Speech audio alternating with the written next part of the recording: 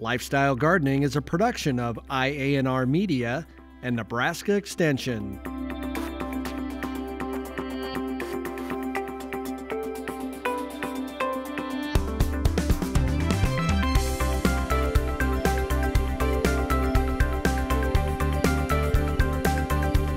Thanks for joining us for another fun show on lifestyle gardening.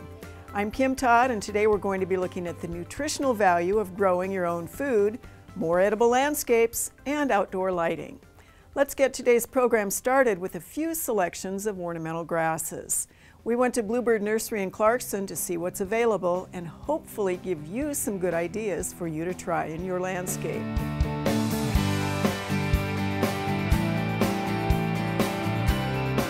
We carry a large range of grasses because we have to have people that want it for native, and we have to have people that want it for dry areas, dry shade, living under oaks. You know, we get all these questions all the time. And so we try to make sure that we have a wide range of grasses for everybody. I know some of our best sellers are like Blonde Ambition grass, and that's a Bouteloua, and then Spiralis heterolyptus.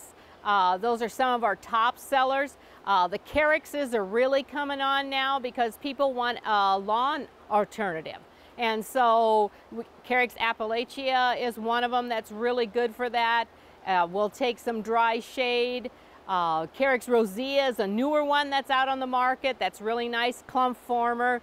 Takes excellent dry shade, will grow just about any place. It just can't take the intense heat sun, but once it's established, and it's a clump grower.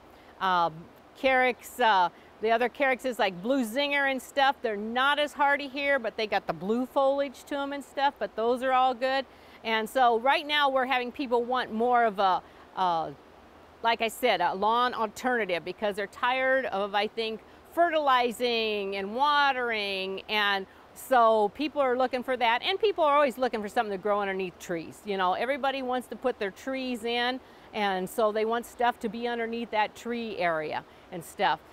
Some of the plants we have here, none of these are the Caryxes or anything like that, but another things that are real popular is the panicums. Yeah, they're kind of taking place of the miscanthus because miscanthus like to self-sow all over the place, and part of the areas of the country the miscanthuses are just very invasive, so people are looking for alternatives for that.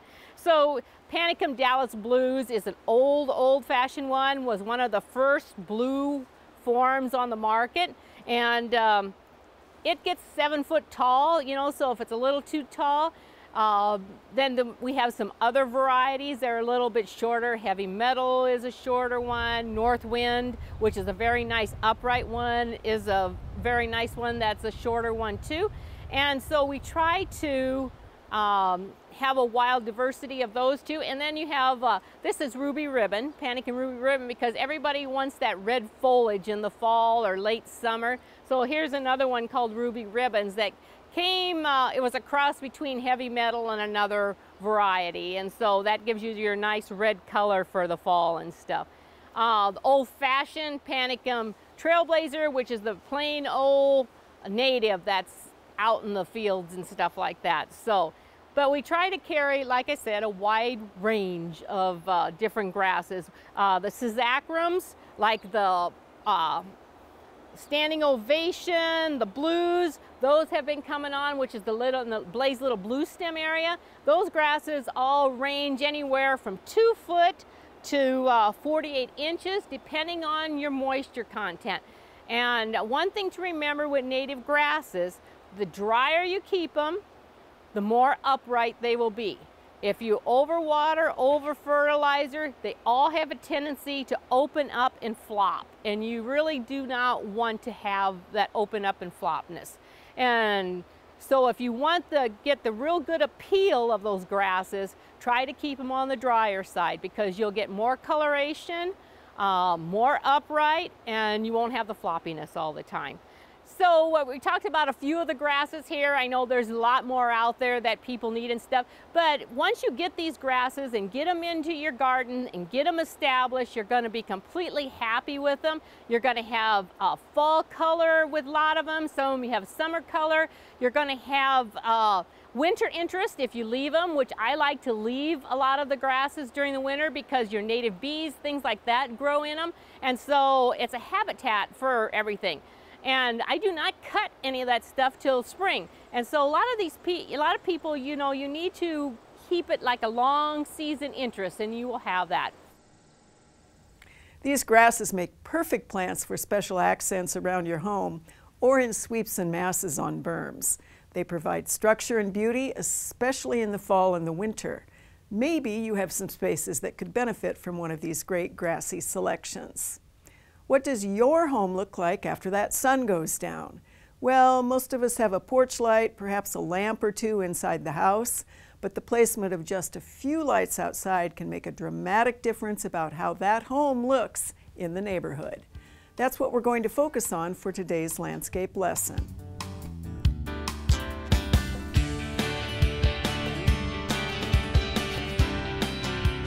This is the time of year when it's really a good idea to go outside and take a look at whether you want to use any landscape lighting.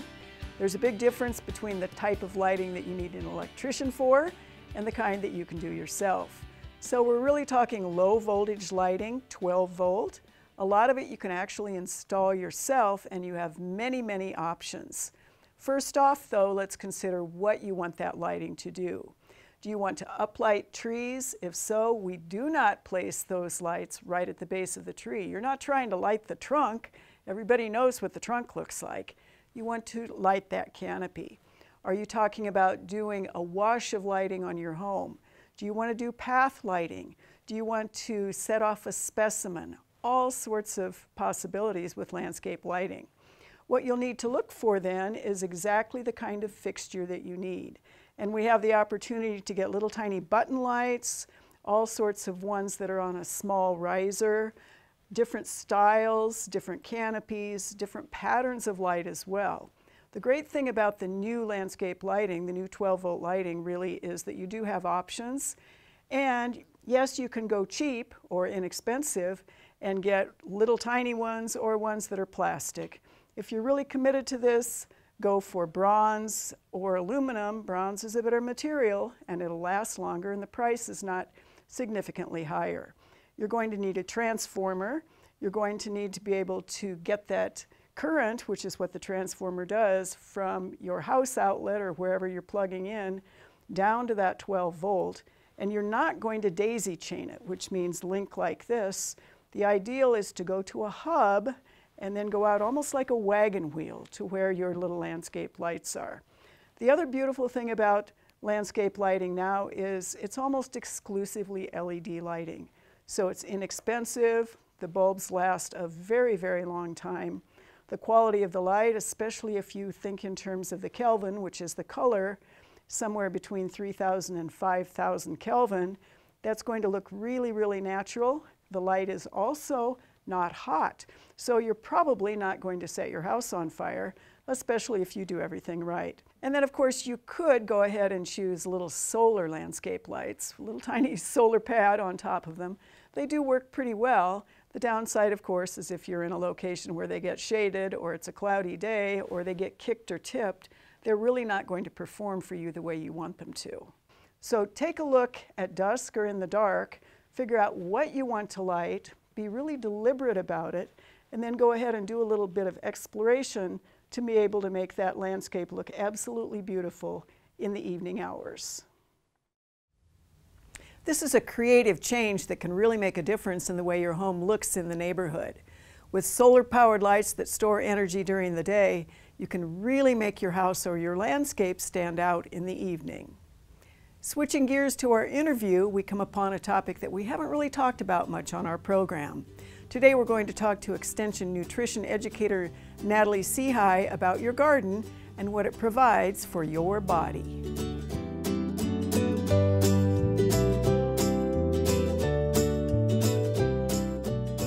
So it's my pleasure to be talking to Natalie Sehy today about the connection between nutrition and gardening.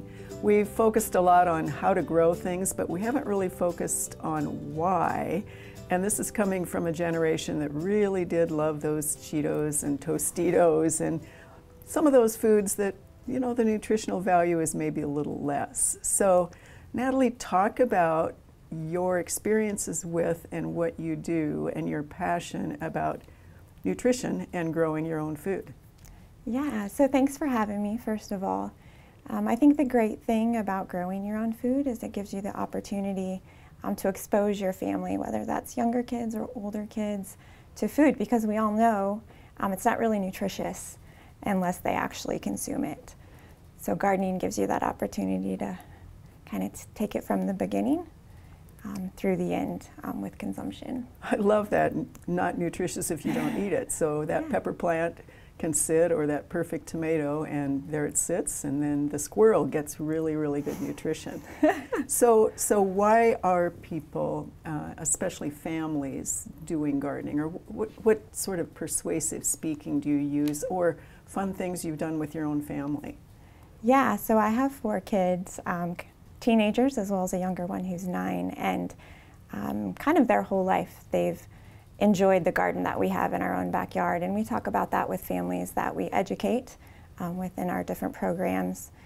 But you know, I think you mentioned at one point kind of the plant it, pick it, prepare it, and I think that applies to letting them even pick things out at the store that they want to grow, so those plants that they want to grow in their garden, and then also once it's in the garden, picking it and giving them the opportunity to try it. And sometimes, you know, just seeing that plant grow, whether, you know, it's from the flower all the way to the fruit or the vegetable, really helps them be excited, you know, to try it, or at least, you know, touch it. And sometimes that helps kids, you know, really want to give it a shot. So making that connection between they get to pick it out to start with and then grow it and work with it. How much of that then do you see translating from children into their parents or into their peers? Does, you know, I look at some of the peer pressure of, oh, you've got to wear these shoes, or you know, follow this person. Does the same thing happen with nutrition and food? And do they make that connection, or is that just one in there that those of you who really do know the nutritional value can say, oh, the red pepper versus the green pepper, that kind of thing? Mm-hmm. Yeah, I think peer pressure has a lot to do with the kids like it. I think a lot of times we see those kids that are a little more self-confident being the ones like, yes, you know, I really want to try it. And then there's those that are a little more hesitant, and it takes a little bit more prompting. You know, we talk about using your 5 senses, so really allowing those kids to explore it. So taste it maybe comes last because they're smelling it, touching it, really looking at it first. And then there are times where we even encourage kids, like, don't yuck my yum. So yeah, so we're like, you know, thumbs up, thumbs down, maybe thumbs in the middle. But again, that peer pressure does come into play. And if some kids are maybe on the yuck side, it influences their peers. And so we do try to play on the yum side so that those kids are willing to take at least a bite. And it might take, you know, 10 times or more for kids and even us as adults. I know there were things that I didn't like as a kid and grew to like as I got older. So that's a great way to think about it, and I'm sure kids have fun with that as well. Yep. So do you see particular successes? Is it colorful? Is it small? You know, the ones really that you would encourage, especially starting out younger or new gardeners, to try for the nutritional value. What comes to mind with that? I think smaller is easier for kids. They're maybe not intimidated by a large tomato. So if you look at something like a cherry tomato or the little mini peppers are great. I know I grew those in our garden for the first time, and they tasted just like what you buy at the store. They're nice and sweet, and they're little. You can prepare them or just pull them out of the refrigerator or straight out of the garden with a little rinse of water and eat them. But I know my kids always say mini tastes better. You know, it's kind of that bite size. But on the flip side, you know, something big like a pumpkin can get kids really excited too. So seeing that grow from something really tiny to, you know, who knows, there's the giant ones that can really get kids excited, especially if they like sit beside it and see it grow. Sure. Can just create that excitement and then realize they can eat it, whether that's the pumpkin itself or maybe the seeds. Oftentimes kids are excited about that too. So food safety, of course, and food insecurity are things that we also talk about a great deal. Do you, and this is a generalization or a general question, do you consider food that is grown in your own space safer? That's a great question, and I think there's a lot of education that can be tied into that too, just in terms of, you know, making sure the soil or the potting area that you use is, I'll say clean, but it is dirt. But right. Just keeping in mind, are there pests, are there animals, are those sorts of things that come into that? But I think, you know, we really emphasize whenever you pick something from the garden, make sure you rinse it under cool running water before consuming it. Which, of course, is hard to do if you really want to just pop that tomato into your mouth. Yes, and we, you know, have been known to do that. Little cherry tomato, or like I said, those mini peppers are right. easy to pop one in your mouth when you're picking. Exactly. So, but ideally, yes, rinsing under cool So you're running involved, water. Natalie, with SNAP. Mm-hmm. Talk a little bit about SNAP and your programming and the way you do educate. Yeah, so part of the funding that I have for my position is through the Supplemental Nutrition Assistance Program. It's the education arm, so SNAP Ed, which focuses on providing nutrition education and food resource management skills to families with limited resources. And then we also do work like the gardening projects that we do that help with improving food access in communities. And I would think as we move forward into whatever 2021 is going to look like, that will become even more important. And I'm assuming that a part of what you saw last year was the need for a lot of that kind of education. Is that true? Yeah, that is true. We saw a lot of families that were maybe a little concerned about their food access and where were they going to get some of that fresh produce that they'd been accustomed to. You know, we were limiting trips to the grocery store and those sorts of things. And so we did partner with folks from horticulture, Terry James, specifically on helping to get some plants into the hands of families that could use them or into our gardening projects across the state that helped improve food access. But we did see a lot of families growing their own plants, which is exciting. Just because it's a new thing, and I'm continuing that education into 2021 so that hopefully they can do it for another year. That's or awesome. More. So again, we love to talk about this kind of thing both on Lifestyle Gardening and on Backyard Farmer. Natalie, thanks for coming in. I'm sure we will have you on again come the real gardening season starting in April. All right, thank you. Gardening really does provide you with a lot of health benefits. Getting outside and doing your chores is good exercise. Eating what you grow is good for your health. Right now, it's time to answer a few questions with our Backyard Farmer panelists. Let's take a few minutes to hear some answers to your common questions.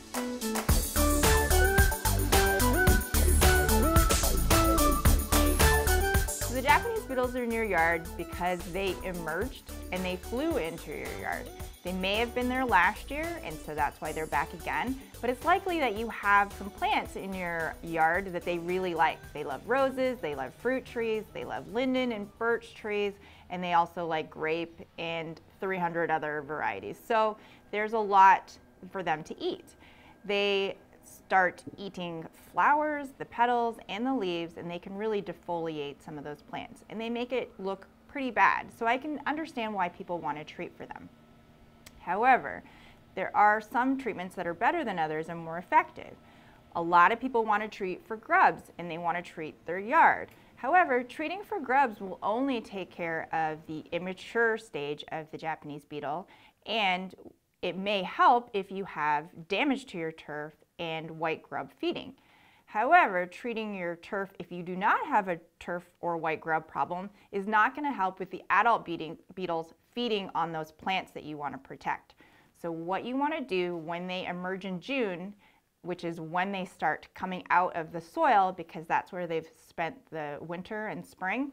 When they come out of the soil, they'll start feeding right away and mating. What you want to do is hand pick those off your plants, especially the ones that you can reach, your most valuable ornamentals, and that way you'll reduce the feeding and reduce that aggregation when they will all kind of hang out on the same plant and feed.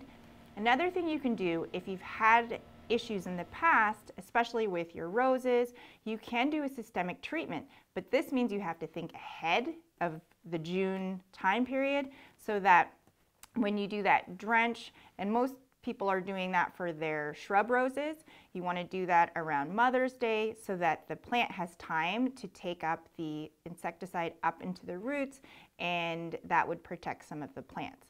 However, that is not labeled for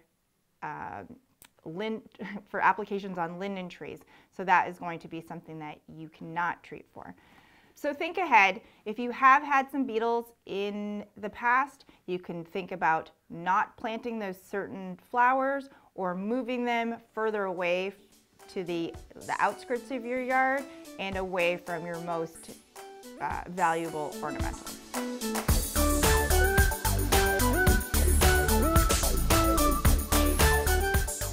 Why are my Bradford pears turning orange? Why are my apple trees turning orange?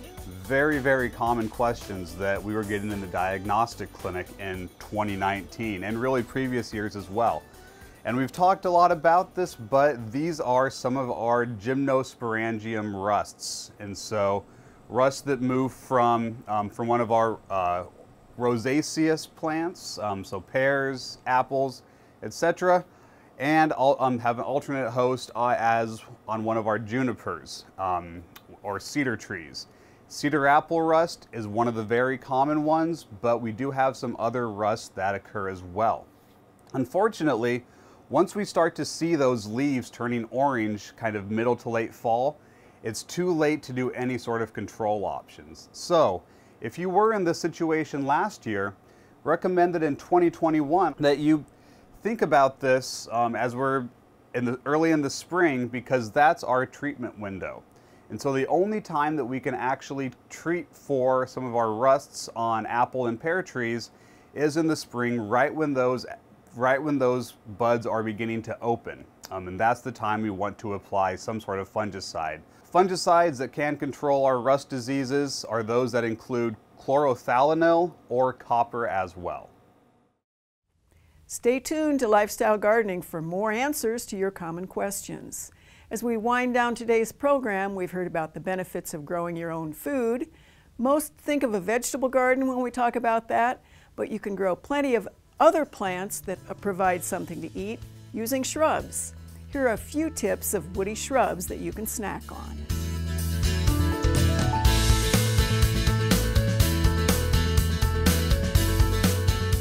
One of the great things about a landscape is you can do really whatever you want to with it. And there is so much interest in the edible landscape that we thought we'd focus a little bit on the woody plant material that you can use in place of plants that don't allow you something to eat. Of course, vegetables are not woody plants, so we're not going there today. And we might talk just a little bit about plants like asparagus and horseradish, because those are perennial in the landscape.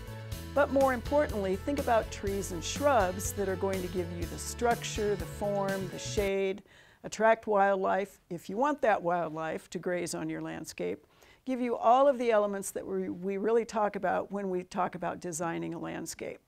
So you could start, if you're not allergic to the tree nuts, with hardy pecans. We have northern selections. They are an absolutely spectacular landscape tree.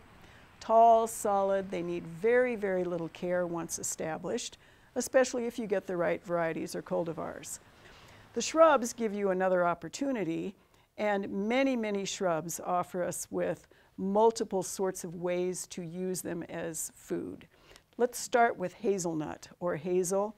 We have American hazelnut, which is native. It's a suckering shrub. The hazelnuts are small. They're very edible. They're not the hazelnuts that we buy in the grocery store. That is a European or a hybrid selection, but they are quite tasty, again, if you can get them before the squirrels do.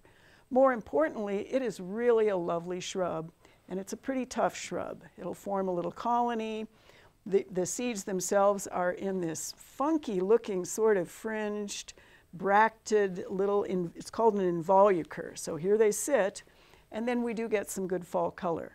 As importantly, right now in very, very early spring, they are starting to do their flowering. And the male flowers are this beautiful dangling fringe that is yellow. So in the breeze, you see this great dangling fringe of catkin. Of course, the early pollinators absolutely love it. We have another little sort of tall shrub, small tree, suckering thicket former, which is pawpaw. Again, a native. To me, this gives a fabulous tropical appearance in the landscape because the leaves are sort of this spatulate or egg shape. The flowers hang down.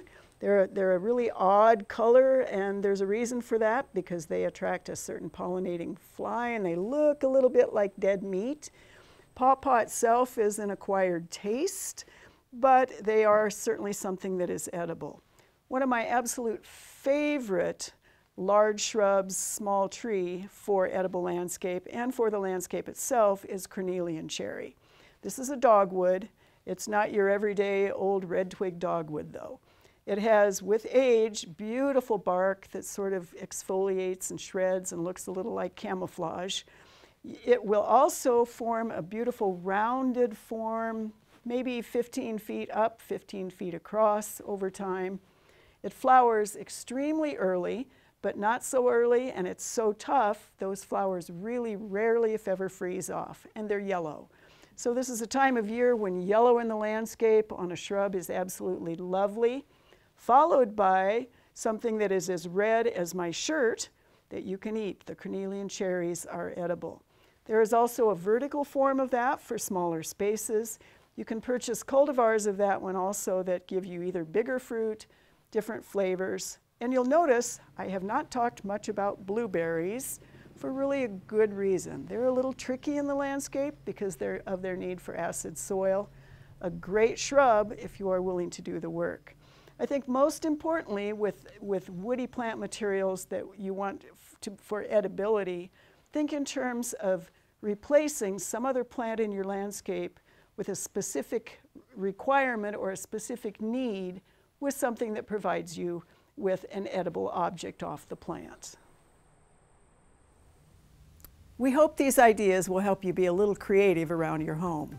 You can pick shrubs for beauty and structure, and why not also try some that will provide you with something to eat. That's all the time we have for today's program. For our final show this season, we'll be hearing about garden trends for the upcoming season, and we'll take a look at some new plants at the Garden Center. So good afternoon, good gardening. Thanks for watching. We'll see you all next time on Lifestyle Gardening.